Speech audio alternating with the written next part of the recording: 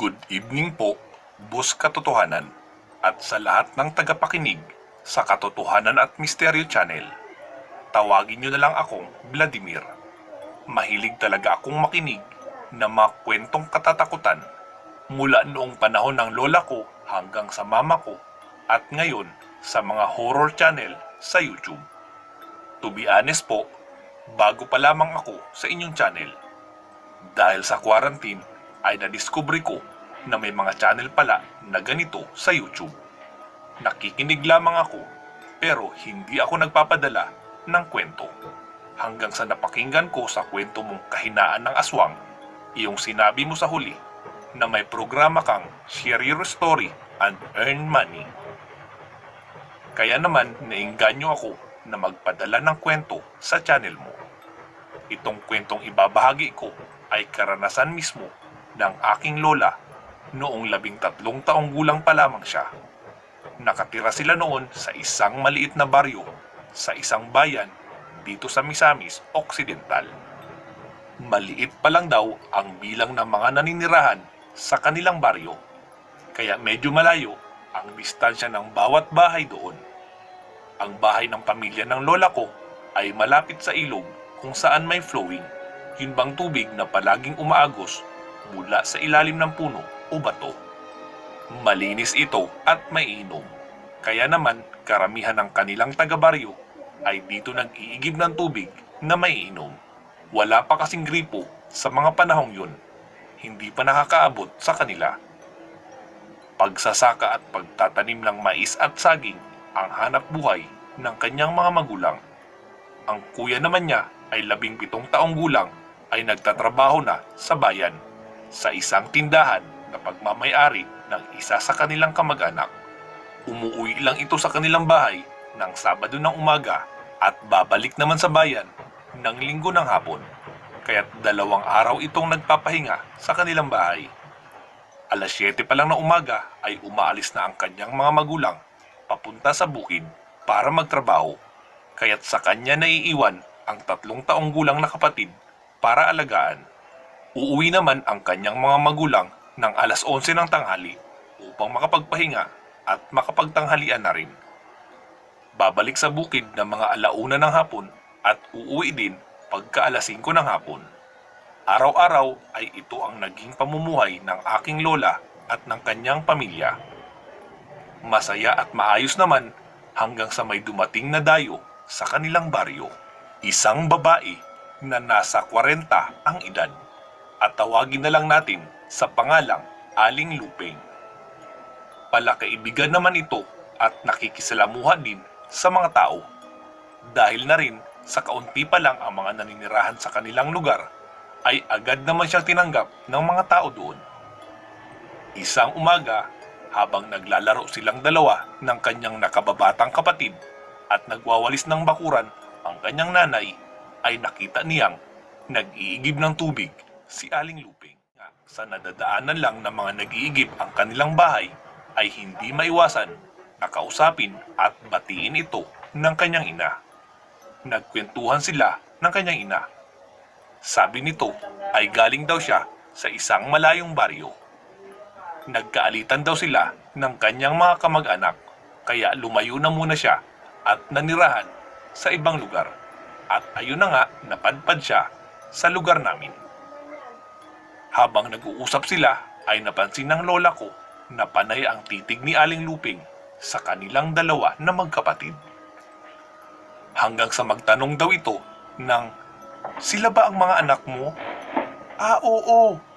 Ang pangalawa at bunso kong anak," sagot naman daw ng kanyang ina. "May panganay pa ako pero nasa bayan nagtatrabaho, kaya sila lang 2 ang nandito." Dahil naman sa likas na madaldal itong ina ng lola ko, ay naidugtong naman ito. "Palagi niyang naiiwan namin ng asawa ko silang 2 dito sa bahay dahil nagtatrabaho kami sa bukid." Nang marinig ito ni Aling Lupeng, ay bigla daw itong napangiti at nagsabing, "Ganun ba?" Hanggang sa magpaalam na ito at umalis. Pero bago pa lamang ito makalayo, ay tumingin ito uli sa lola ko at sa kapatid niya at ngumiti ng makahulugan. Medyo nangilabot daw noon ang lola ko dahil parang hindi siya komportable sa mga ngiting iyon. Hanggang sa sumapit ang araw ng Sabado. Alauna iyon ng hapon. Kakaalis lang daw ng kanyang mga magulang papuntang bukid. Binilinan siya nito na isara muna ang pinto ng bahay bago magpatulog sa kanyang kapatid. Inaantok kasi ang lola ko tuwing magpapatulog siya ng kanyang kapatid sa duyan. Kaya't isinasara muna niya ang pinto. Depensa na rin sa mga magnanakaw. Habang patulog na ang lola ko sa kwarto, ay bigla na lang umiyak ng malakas ang kanyang kapatid na nasa duyan na para bang natatakot ito. Agad naman siyang tumayo at kinantahan at mahinang niyugyug ang duyan para tumahan ang kapatid. Pero patuloy pa rin ito sa pag-iyak. Ilang sandali pa raw ay may narinig si lola na mga yapak ng tao na papunta sa kanilang bahay at nasa harap na ito ng pintuan at nagsalita sa malamig na boses. "Tao po, may tao po ba riyan?" Napagtanto ng lola ko na ang tinig na iyon ay sa isang babae.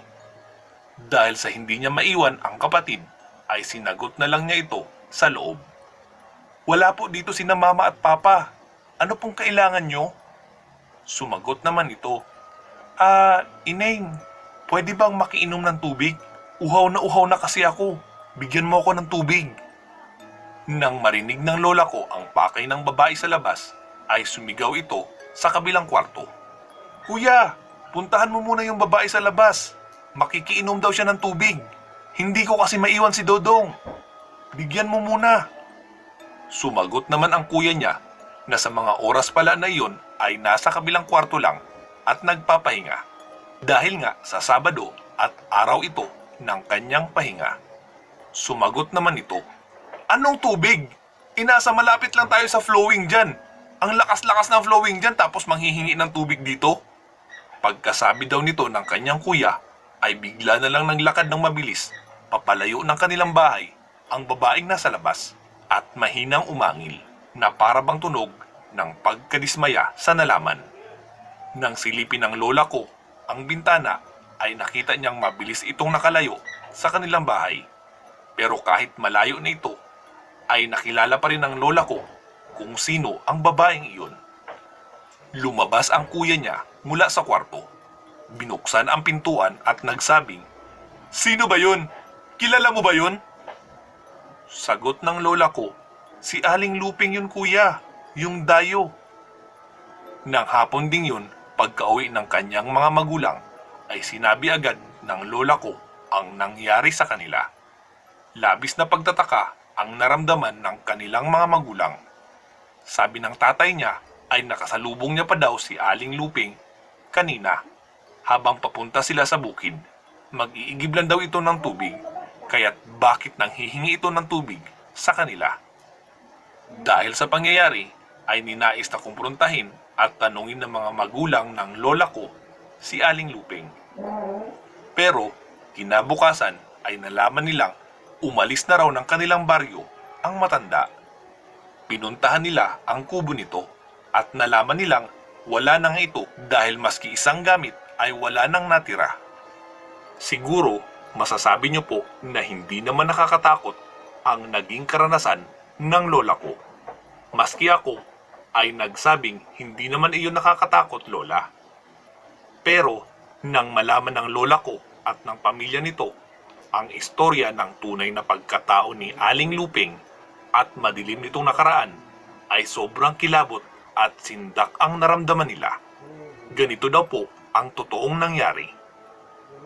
2 linggo mula nang mawala si Aling Luping, ay biglang kumalat sa kanilang baryo ang balita patungkol sa tunay na pagkatao ni Aling Luping. Ikinalat ito ng isa sa mga kabaryo nila. Nalaman daw niya ito sa isa sa kakilala niya na kapitbahay pala noong si Aling Luping, at ito ang isinalaysay niya.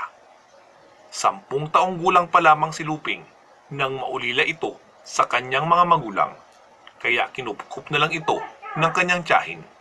May pinsan naman itong isang babae na itinuring na siyang parang tunay na kapatid. Hanggang sa magdalaga at mag-asawa ang kanyang pinsan, ay isinasama pa rin siya nito sa pagbukod nila ng bahay ng kanyang asawa. Para na rin may makakasama ang kanyang pinsan sa bahay kung nasa trabaho ang asawa nito. Hanggang sa magbuntis at magsilang ng anak na babae ang kanyang pinsan. Si Luping daw ang naging katuwang nito sa pag-aalaga noong bata. Lumipas ang 2 taon at 2 taong gulang na rin ang anak ng kanyang pinsan, ay nabalitaan niya sa isang kakilala na naghihingalo na raw ang lola niya sa mother side. Ito na lang ang natitira nitong kamag-anak niya sa ina. Hindi rin siya masyadong malapit sa lola niyang ito dahil na rin nasa malayo ito nakatira. Minsan din ay naibalita na rin iyon na may lahi daw aswang ang pamilya ng kanyang ina. Pero dahil na rin sa maagang namatay ang kanyang mga magulang dahil sa disgrasya, ay nakalimutan na ito sa paglipas ng panahon. Nagpaalam siya sa kanyang pinsan na bibisitahin ang kanyang lola.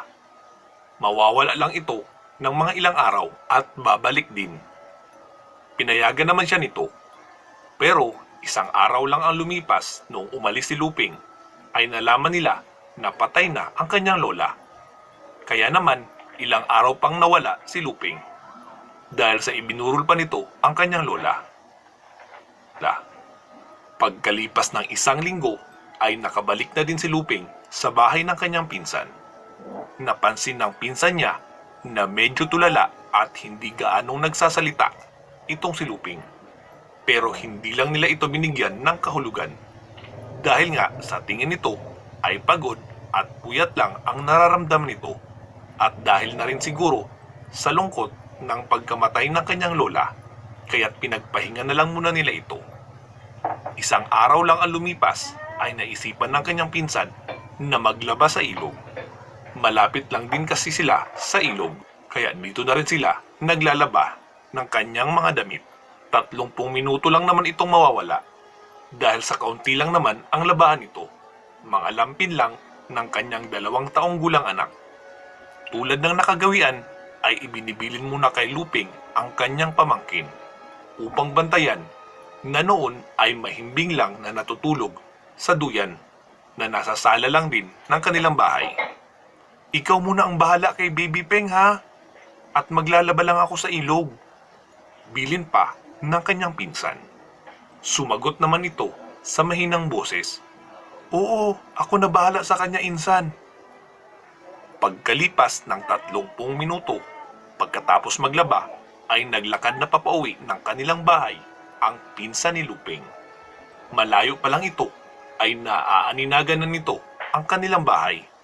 Bukas noon ang kanilang pintuan, kaya makikita agad ang duyan na nasa sala kung saan pinapatulog ang kanyang anak. Habang papalapit siya ng papalapit, ay nakita raw niya na para bang may bahid o mantsa ng pulang likido ang duyan. Puti kasi ang kulay nito at matingkad, kaya madali mong mapapansin kung may ibang kulay na humahalo. Hanggang sa nasa bakura na siya ng kanilang bahay at napahinto siya. Nabitawan niya ang kanyang nilabhan at napatakbong pumasok sa kanilang bahay. Pagpasok niya ay nakumpirma niya na may bahid nga ng dugo ang duyan, pero wala ang anak niya dito. Nakita na lang niya ang mga patak ng dugo na papunta sa kusina ng kanilang bahay. Sobrang kaba ang naramdaman niya habang sinusundan ang bakas ng dugo papunta sa kusina. Para bang gumuho ang kanyang mundo nang makita niya sa sahig ng kanilang kusina si Luping. Nakaluhod ito habang kinakain ang laman loob ng kanyang 2 taong gulang na anak. Tama po kayo nang narinig. Si Luping ay kinakain ang kanyang sariling pamangkin. Halos hindi makapagsalita ang kanyang pinsan sa nasaksihan. Para bang nawalan ito ng lakas dahil sa karumal-dumal na nadatnan. Hindi rin siya agad napansin ni Luping dahil parang hayok na hayok at sarap na sarap ito sa kanyang kinakain. Hanggang sa sumigaw na ang kanyang pinsan, Luping! Anong ginawa mo sa anak ko? Demonyo ka! Halimaw ka! Habang umiiyak ng malakas. Nang marinig ito ni Luping, ay agad itong umatras. Nang lilisik ang mga matang tumingin sa kanya at umangil na parang mabangis na hayop na inagawan mo ng pagkain. Halimaw ka! Bakit mo ito nagawa sa anak ko? Patuloy pa ng pinsan nito habang humahagulgol sa pag-iyak. Hanggang sa ilang sandali lang ay may sumigaw mula sa labas. Inday! Anong nangyayari dyan? Isa ito sa mga kapitbahay nila na noon ay napadaan lang sa kanilang bahay. Nang marinig daw ito ni Luping, ay bigla na lamang itong tumakbo papalabas ng likod ng bahay at tuluyan ang nilisan ang bahay ng kanyang pinsan. Mula noong araw na iyon ay hindi na nagpakita pa si Luping sa lugar na iyon. Ilang linggo ring nawala sa sarili ang kanyang pinsan. Pero gumaling din ito at naisalaysay ang buong pangyayari. Pinaghahanap na si Luping ng kanyang mga kamag-anak dahil napagtanto nila na ito siguro ang nagmana ng pagkaaswang ng kanyang lola noong namatay ito. Pero hindi na nila ito nakita pang muli. Nang malaman ng pamilya ng lola ko ang madilim na nakaraan ni Luping, ay doon lang sila nakaramdam ng sobrang takot at kilabot. Naisip nila kung ano kaya ang nangyari sa kanila kung binuksan nila ang pintuan at nagkataon na wala doon ang kanilang kuya. Siguradong may masamang nangyari sa kanila dahil naisip nilang kung nagawa ni Luping sa kanyang sariling pamangkin ay papaano pa kaya sa kanila. Mula noon ay hindi na sila iniiwan pa ng kanilang mga magulang. Isinasama na sila papuntang bukid at nagtayo na lang ng maliit na kubo malapit sa may maisan ang tatay niya para mapagpahingahan nila habang nagtatrabaho ang kanilang mga magulang. Dito na lamang po ang hangganan ng aking kwento.